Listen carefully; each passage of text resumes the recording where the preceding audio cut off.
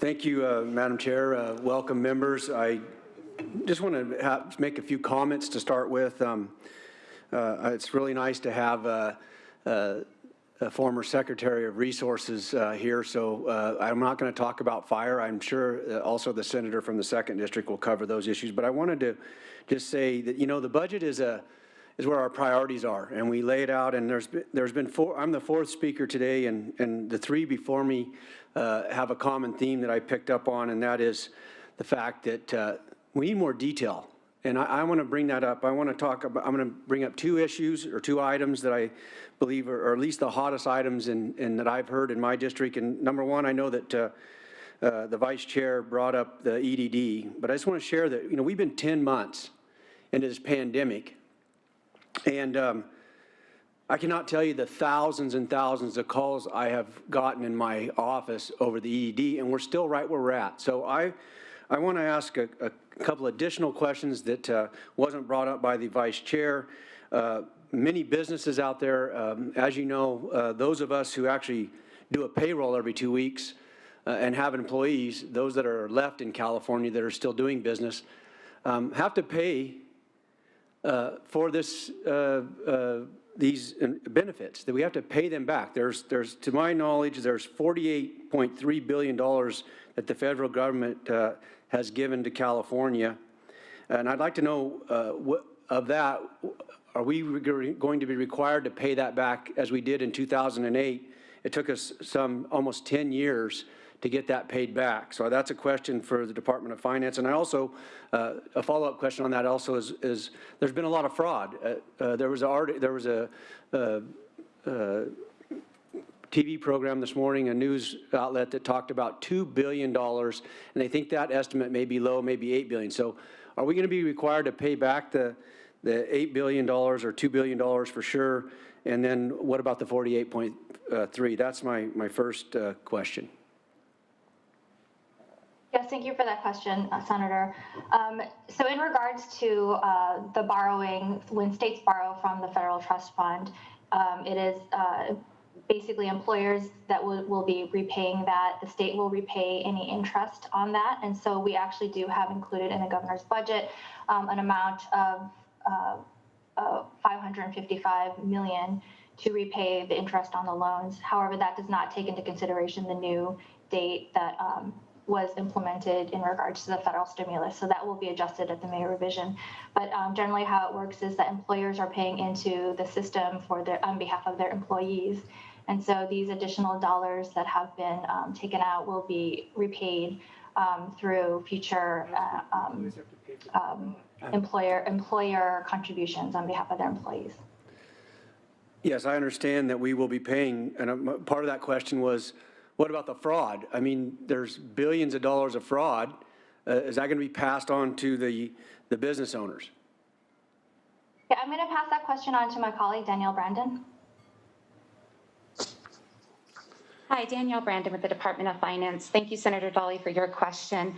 We are still looking into what can be done on the topic of fraud with EDD, and we're continuing those discussions. I can take your question back and provide more detail during the sub-hearings. Okay, thank you. I just want to make a comment on that. You know, look, if I'm not going to talk about the business section, there's some business relief, but if you want to give a business some relief, that would be a great area to start, is to not require them to pay, definitely not for the fraud, but there are many businesses that are not in business anymore. So that puts the burden even more so on those remaining businesses in California. And you know, I just thank God the fact that we have mega national worldwide companies based here in California, or we would not have this windfall. If we were relying on the devastated small businesses that have been just destroyed because of this pandemic, we would be in very tough shape today. With that, I want to move on to my next question. And I've heard about, you know, we have the folks that are impacted the most by this pandemic has been elderly, which I believe is true. But we also have our young folks who have been impacted, and I think as a father of 3 children that are still attending, 2 in college and 1 in middle school, the health impacts that we're seeing mentally, and we need to get these kids back in school, no doubt. They need to be learning in school. But one of the problems that we have with disadvantaged communities, such as a big part of my district, is broadband. Now, I know there's a lot of federal money that has been allocated to broadband, and we've done legislation. I've actually worked on it myself. But at the end of the day, it isn't quick enough. By the time you build the infrastructure to get where we're going, we've lost these kids. So I would just share that I think there's maybe some opportunities and maybe a voucher program where we actually help some of these parents pay for their internet so their kids can actually distance learn in these areas where they don't have, first of all, they're disadvantaged. And this is not just for rural areas. This is for people that are even have access but don't have the ability to purchase it. We should look at a voucher program, maybe run it through the schools so that we can allow these students to distance learn. So that's one of the things that I really think we should focus on is the broadband, because the long-term broadband fix is years to get the infrastructure out there, but there are many that have the infrastructure that can't afford it. Yes, thank you for that comment, Senator. And broadband, obviously the issue of broadband and connectivity has been highlighted during this pandemic as folks have been moving to telework and kids to teleschool and telehealth.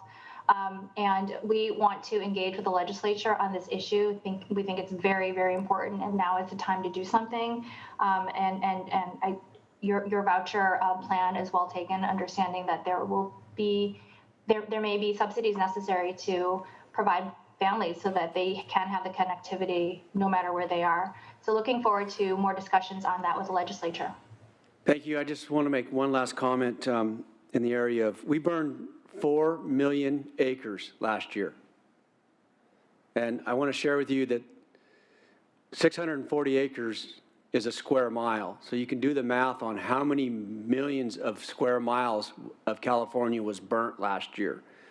And I just want to share that I think that part of the problem with the budget proposal is that too much money goes to the agencies and not enough to the fire safe councils. And there's a lot of other avenues that we could distribute this money more efficiently, quicker, and get more done on the ground, because we are up against the clock. We are definitely in a drought.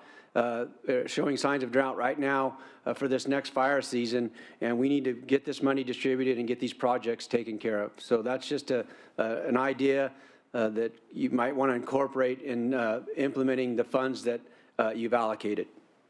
Thank you, Madam Chair.